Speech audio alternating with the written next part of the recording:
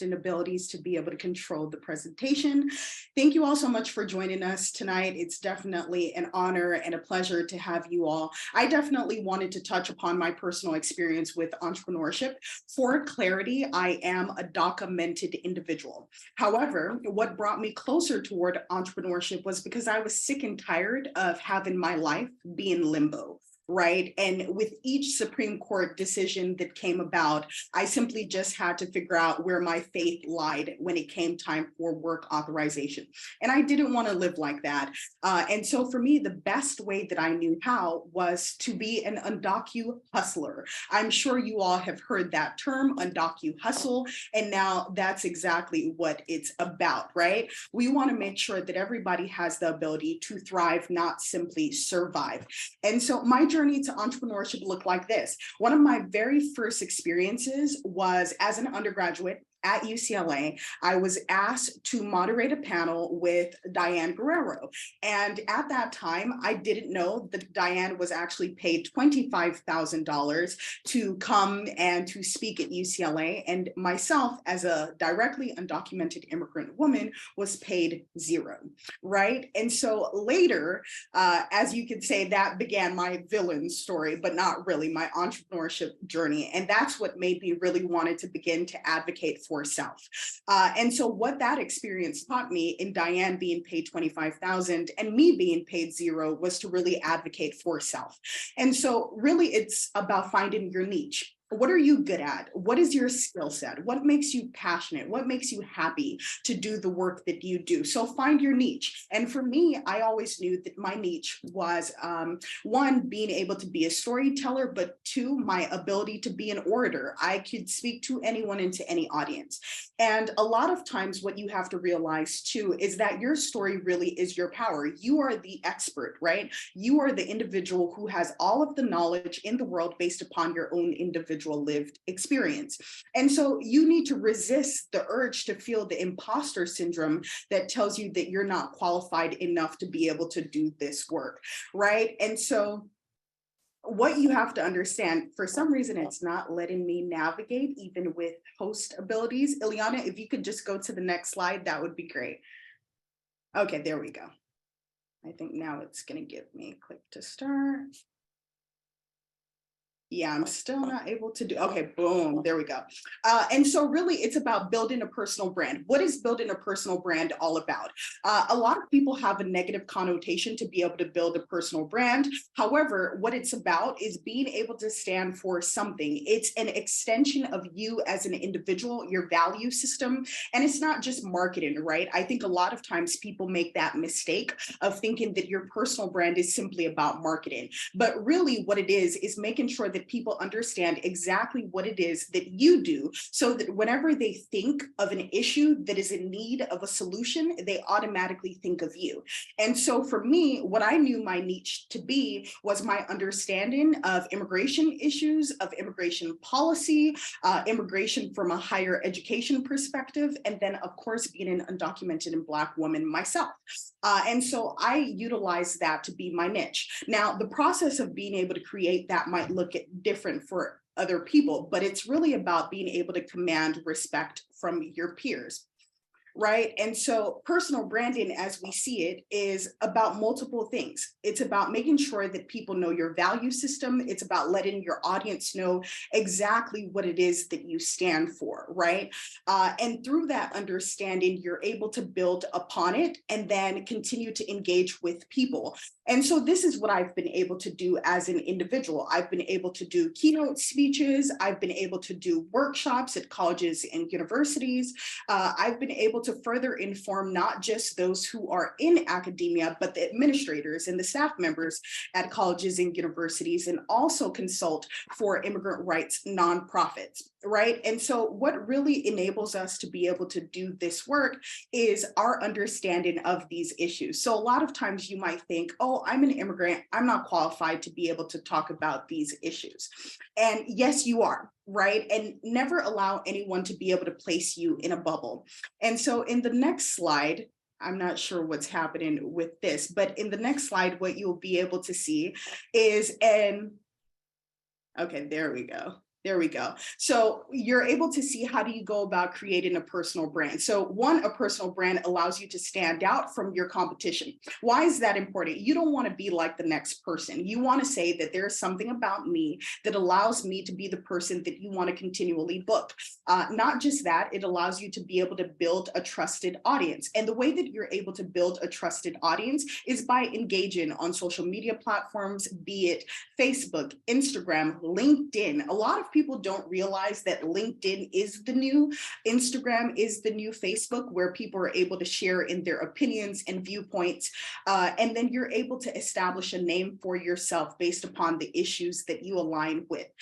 It also allows people to trust you and get to know you without maybe meeting you in person, right? And in addition to that, when people do go about screening you, what do I mean when I say people screen you? A lot of times when you are asked to participate in an opportunity, people first go to your social media platforms. They Google you. We've all been guilty of Googling, right? To be able to find out what a person is all about, or maybe we've never met them before, but we want to know a little bit more about their life story. And so the way that you're able to do that is by screening people. And when you establish a profile for yourself, you're able to do that. You're able to screen people in a new way. And so one example of that, I had never met an individual before. And what did she do? She was able to connect me to an opportunity at Harvard. I had never met her previously, but she said, I've known of your body of work, and I would love to invite you to do this panel that we're hosting alongside with Professor or Dr. Cornell West at the time. Exactly, Jessica, LinkedIn for the win, right? So there's ways that you're able to build upon your network by leveraging your social media platforms and getting to do the work that way. And so you never know who's watching, right? And so in the next slide, what you'll see is this. An understanding of exactly how to get started. And one of the ways that you're able to get started is through marketing and promotion, right? And I know I said earlier that that could be on LinkedIn, YouTube, but there's also podcast opportunities. A lot of entrepreneurship is about realizing what the next trend is going to be. As an entrepreneur, you have to be a jack of all trades, right? You have to be ready and willing to record a video. You have to be ready and willing to be your own photographer. You have to be willing to be your own PA, production assistant, in order to get this work done. And for me, when I first got started, what that looked like was building my own website. I actually built my own website using Wix.com. And it was very affordable to do so because I saw that $500 to $1,000 price tag that someone was charging me to be able to build my site. And I said, you know what, I could learn and I could do that for myself. Another way that you're able to build upon your network is by looking at your local chamber of commerce. In every city, in every state, there is a chamber of commerce that allows you to be able to interact with people from various backgrounds. Not just that, you could attend fundraisers, you could visit local community organizations to extend not just who you are, but to identify what services you're able to provide. And what I've seen a lot of people do, a lot of times people don't carry a physical business card anymore, but what they're able to do is have a QR code on their phone that they could easily scan to someone else's phone and they could have your information. Because we all know when we've been to networking events, we take those business cards and we throw them right away, right? And so what this looked like for me, I started to do Canva, right? Being an entrepreneur is about knowing what resources are at your disposal. Canva as an entrepreneur is a crucial resource that allows you to be able to do all of your own graphics, your own marketing, built in one system using someone else's template, of course, free of cost, or sometimes you have to pay for it. And so for me, for my booking flyer for winter 2023 for my speaking engagements, I was able to do it via Canva, and this is what it looks like. And so in the next slide, what you're able to see is this, right? A lot of us need to identify when it's okay for us to say no. As immigrants, we're stuck into this mentality that we have to say yes to everything, but you absolutely do not have to say yes to everything. And what I urge every single entrepreneur to get to know is identifying when an opportunity is about growth versus when an opportunity is simply about money.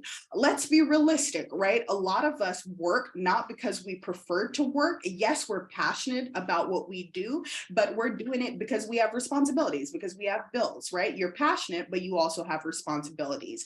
And so a lot of times you have to know when you need to say no.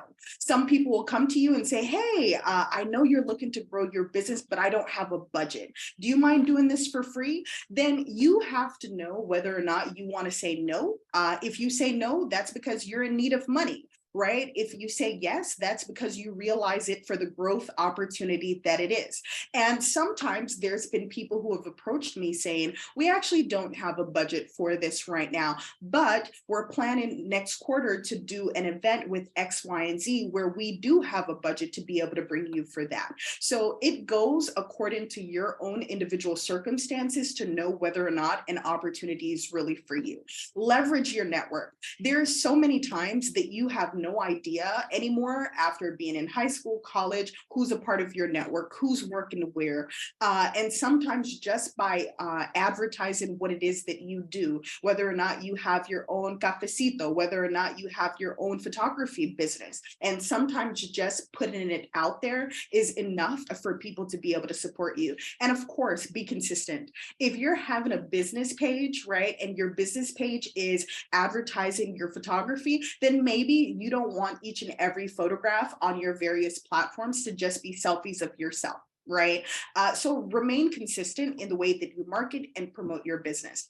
And in the next slide, you'll see that we want ways to be able to legitimize your business, right? Legitimize your entrepreneurship. And one of the ways to be able to do that in the state of California is by way of an LLC, right? In order to form an LLC in the state of California, you have to go to this website, bizfileonline.sos.ca.gov.